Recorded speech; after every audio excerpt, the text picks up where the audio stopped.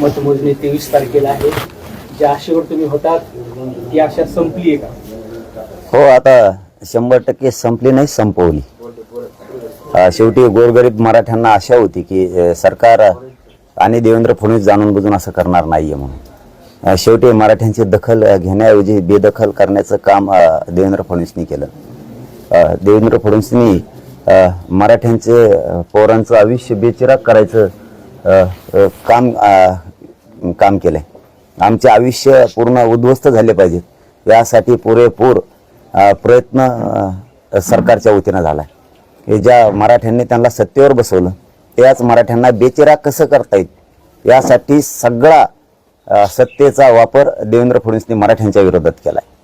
कारण जी आशा गोरगरीब मराठ्यांना होती, जे कष्टकरी कर्मचारी, कामगार, शेतमजूर या सगळ्या बांधवांना जी अपेक्षा होती की सरकार आपल्या लेकराला आरक्षण 100% देईल,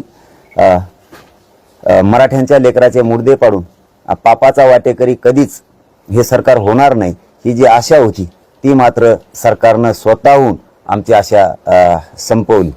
शेवटी या सामाजिक चळवळीत काम करत असताना, या क्षेत्रात काम करत असताना शेवटी वैचारिक मतभेद असतेत आणि ते असायला सुद्धा पाहिजे.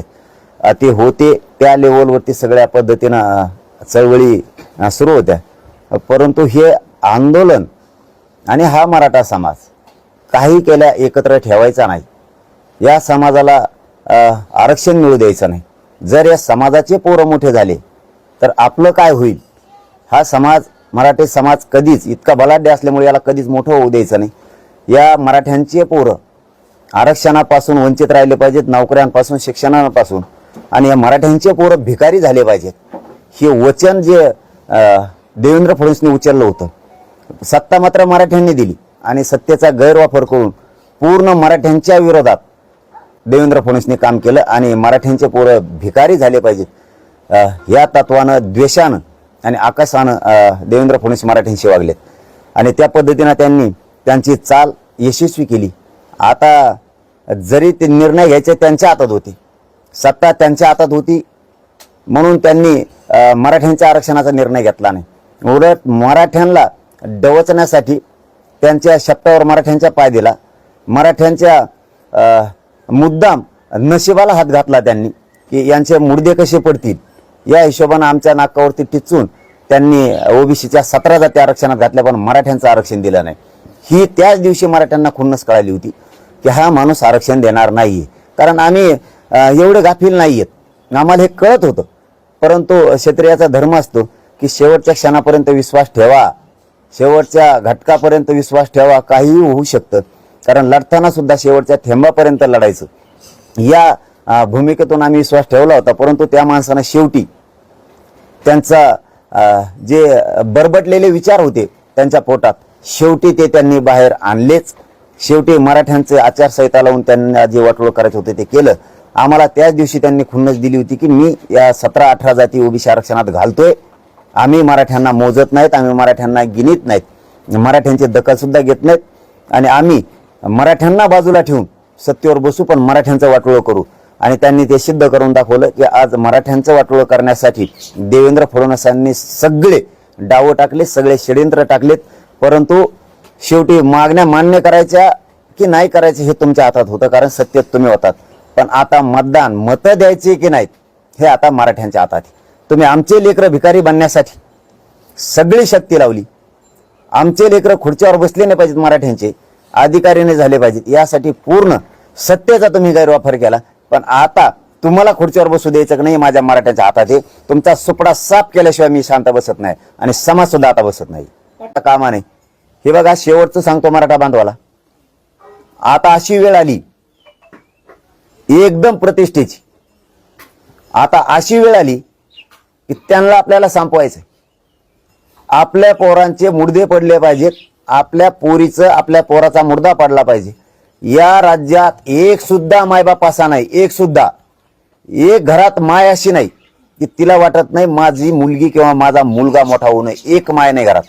घरात एक बाप असा नाही की त्याला वाटत नाही माझं पोरग किंवा माझी पोरगी मोठी होऊ नये. एक नाही. एक भाऊ असा नाही की त्याला वाटत नाही की माझी बहीण मोठी होऊ नये.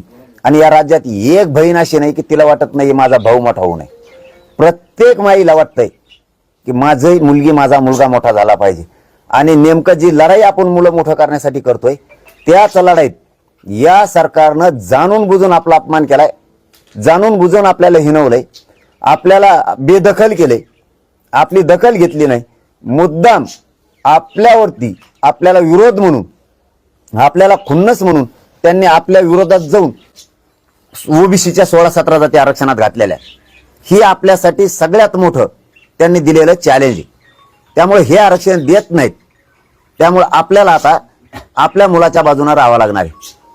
तुम्ही ठरवायचंय आता, तुमचे मुलं मोठे करायचे, तुमची मुलगी मोठी करायची, तुमचा जात मोठी करायची का तुमच्या पक्षाचा आमदार आणि मंत्री मोठा करायचा.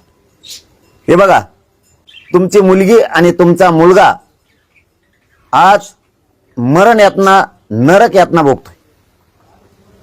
त्याचा आक्रोश आहे. त्याला आरक्षण पाहिजे, त्याला शिक्षणात मोठं व्हायचं, त्याला नोकरीत मोठं व्हायचं.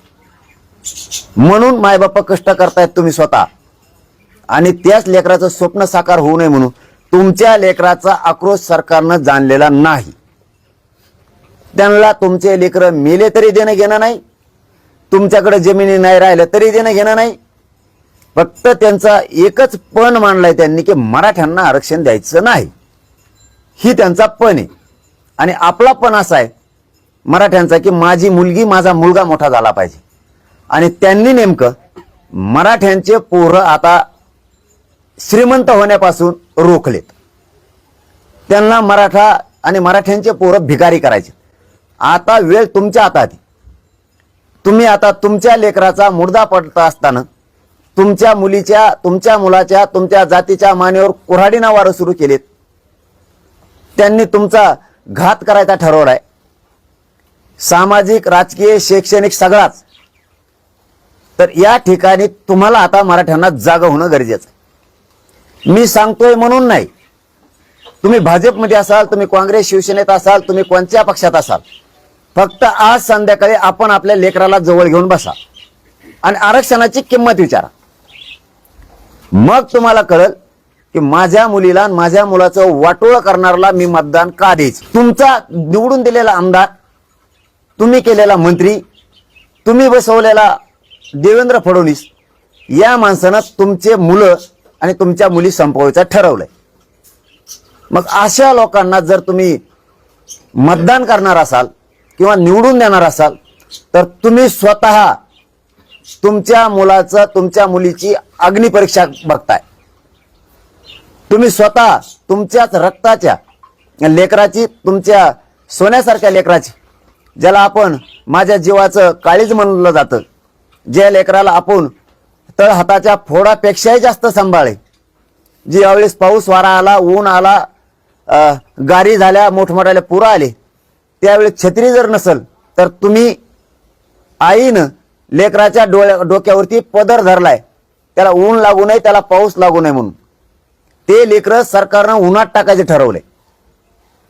तुम्ही मराठा समाज समजून घ्या. तुम्ही भावनिक होऊ नका की महानेता, महापाहुणा, महापक्ष तुमचे लेकर आहेत, तुमची जात आहे. ज्या माय माऊलीनं, ज्या बापानं स्वतःच्या पायाला चप्पल घेतली नाही पण लेकराला चप्पल घेतली, स्वतःला कपडे घेतले नाही पण मुलाला शिक्षणाला जाताना कपडे घेतले, आई बापानं कधी डोक्याला तेल लावलं नाही पण लेकराला तेल दिलं, स्वतः कधी पावशेरभर चिवडा खाल्ला नाही पण लेकराची शाळेत फीस भरली, त्या लेकरांना आयुष्यातून संपवण्याचं काम सरकार करायला लागले. ज्यावेळेस तुमचे लेकर आता संकटात सापडलेत त्यावेळेस तुम्ही लेकर मोठे होण्यासाठी योग्य टायमिंग साधून, हीच आता योग्य वेळ आहे की 5 वर्षे बोंबलत बसण्यापेक्षा, 5 वर्षे लोकांच्या दारात जाऊन हात पसरण्यापेक्षा, हे द्या, हे द्या, हे द्या म्हणत बसण्यापेक्षा आता मराठ्यांसह सगळ्या जाती धर्मातल्या लोकांनी गोरगरिबांची लाट आली याच्या सहभागी होऊन आपल्या लेकराच्या बाजूने उभा राहिलं पाहिजे.